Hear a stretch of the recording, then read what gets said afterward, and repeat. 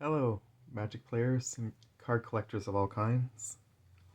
Um, Today's video is not going to be a big boost video. I normally come in here and I give a big shout out and pump up the energy in these videos, but I'm not feeling that today. I'm feeling a mix of a bunch of emotions and none of them are joyous. Even if I'm a little bit happy about some of it, of what just happened, I really just overall am disappointed and depressed about it. And so today I thought I would do a deck profile and I would go over the ban list news. Um, Ironically, I wanted to do a deck profile today anyways, but I was going to do a completely different deck and I was going to talk about Magic communities. And instead of doing that, we're going to be talking about how much ban lists suck in general. Um, so I'm going to go through the deck, and I'm probably not going to talk much about the cards in the deck, but what I am going to talk about is what just happened yesterday and how it's impacting so many people today. Um, in case you've been living under a rock, Nadu, Dockside Extortionist, Mana Crypt, and Jeweled Lotus all just got banned by the Rules Committee of Commander. Um, I'll be the first to admit that I'm a casual player and I'm a budget player, so cards like that definitely do create a feel bad for me in games. Um, Even cards like Smothering Tithe and Heuristic Study, I'd prefer not to play against if I had the option, just because they're cards I can never afford. Any of the cards that I own that are actually worth money, I've pulled, essentially, and I got lucky. So, on one hand, I'm glad that I won't have to play against cards like that anymore. And while a lot of people are bringing up the fact that, we can rule zero the game, I'm going to be honest, rule zero really doesn't work very well in Commander right now. Um, for the most part, when you try to rule zero with people, it just becomes more of an argument than um, a fun experience. With that said, though, there is a very big difference between casual and competitive Commander.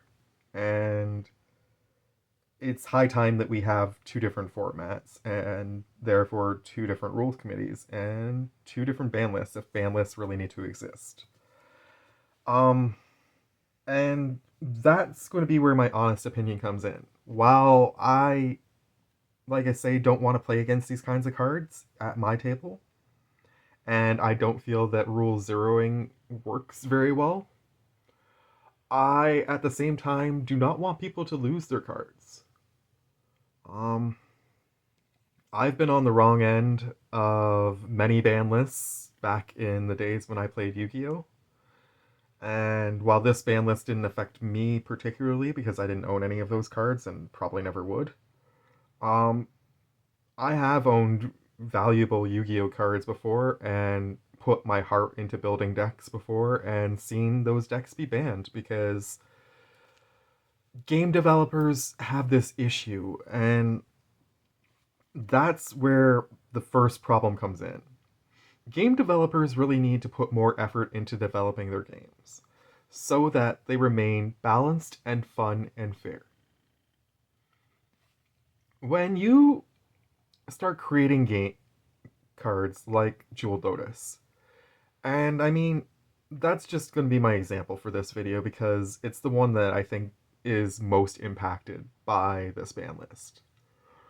Because Jewel Lotus essentially is completely useless now, since Commander is the only format where it was useful.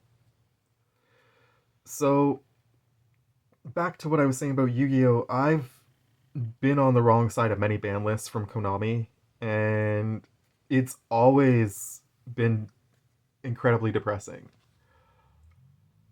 to the point where it is part of the reason I left the game.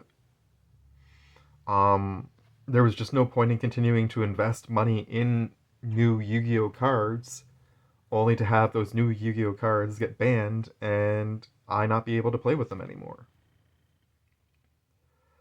And while there are certain formats that have eternal ban lists, like Edison, I in general just do not like ban lists. I don't think they're appropriate. I think they're essentially a game developer's way of correcting the mistakes they've made because they rushed products and because they didn't put a lot of thought into how things would combine with pre-existing cards before they developed the new ones. I truly feel horrible for the people who had thousands of dollars invested in Mana Crypt, in Dockside, in Jewel Lotus. I even feel bad for the people who actually love Nadu. I know there's not a lot of people out there who love Nadu, but there were people who enjoyed that game, that card, and built decks around that card. And to have that card banned now completely destroys those decks. And so, yeah, they can use those cards in other decks and whatever, but I mean, that wasn't why they originally developed those decks. That wasn't why they collected all those cards. And really, it's just a company's way of fucking with their player base. That's what it is. And while I recognize that the Commander Rules Committee is technically not owned by Wizards of the Coast because Commander is was developed by the players, um, they're still doing what Wizards of the Coast essentially would love to see them do, which is, hey, here's all these cards that are worth all this value, and now they're worth nothing. So you've got LGSs that are stuck with stock they'll never be able to move. You've got all these players who have put all their money, so much money, into these cards, and now they can't use them. And that's not fair. I've always been of the opinion that even though it bothers me to play against cards like that, um, cards like if a card is developed for a game, that card is meant to be played in that game, and taking it away from the players is wrong. I I really am disappointed to the point where I'm not sure I want to invest in more Magic cards right now. I think I'm going to be taking a break from investing in cards. I've got enough cards here to make a couple more decks that I wanted to build. Um, and after I build those decks, I'm probably not going to buy anything for a while. I was really considering getting into Duskmorn, and I was pretty stoked for it, but how can you how can you know for sure that you'll be able to use those cards tomorrow when things like this happen basically almost on a whim, it feels like.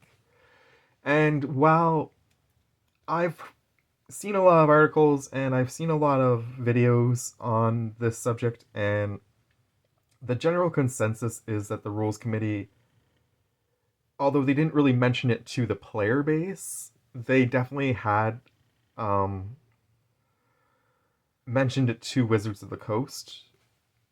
And whether Wizards of the Coast decided to print Mana Crypt and Jewel Lotus again into Commander Masters and Caverns of Ixalan, um, knowing that this was going to happen, or whether they truly thought that it wouldn't happen and that the rules committee was just um, I don't know. I don't know what to say about that other than it just all feels wrong. I have some high value cards in Magic. One of them is in this deck. I have a copy of the One Ring. I really love this card. not just because of what it does, but because of the flavor. I got back into the card game essentially because of um, the Lord of the Rings set when they brought it out. And it wasn't the first things that I bought by any means, but knowing that that set was coming out definitely hyped me up to want to play this game when I was feeling lost because Yu-Gi-Oh let me down. And right now I'm feeling pretty let down again. Um my One Ring, I've heard talks that they're going to ban that card. If they ban that card, my $130 to $150 card is going to be worth what, $10 if I'm lucky.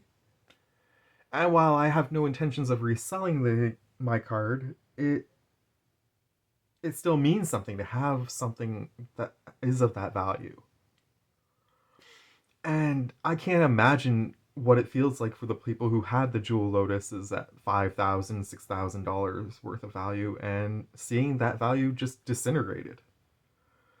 I had a friend who discussed this the other day, and I really liked their perspective on it. And that's what I'm going to leave you with, I think, is what they were saying. And that is that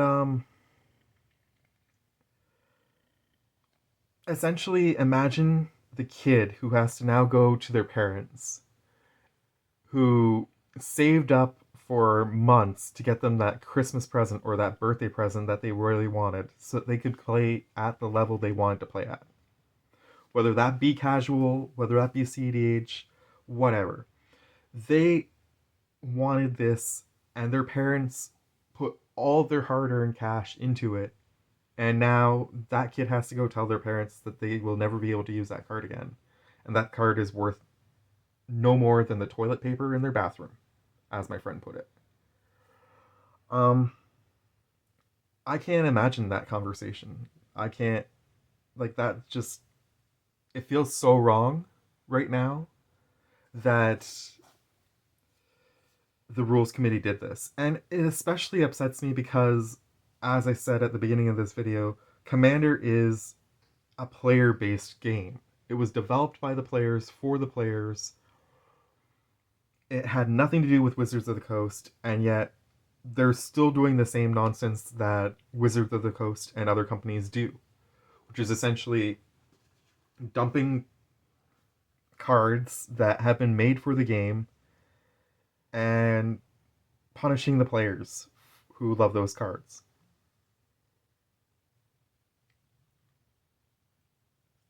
I don't know who's on this rules committee. Quite frankly, I don't care who's on this rules committee. But you guys messed up.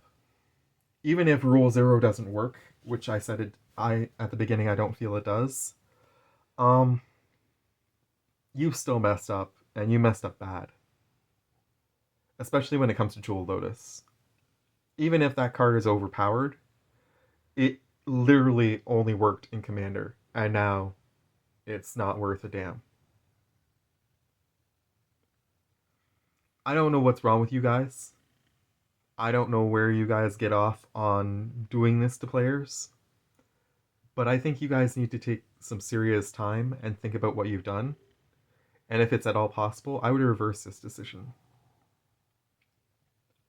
before you lose the player base that you've developed, which I feel is the inevitable thing. That's what's happening in Yu-Gi-Oh! You have so many people dropping out of Yu-Gi-Oh! Because of all the different ban lists that Konami does. And the similar thing's going to happen in Magic. So that's all I have for you. Um, I hope you enjoyed looking at my Witherbloom deck.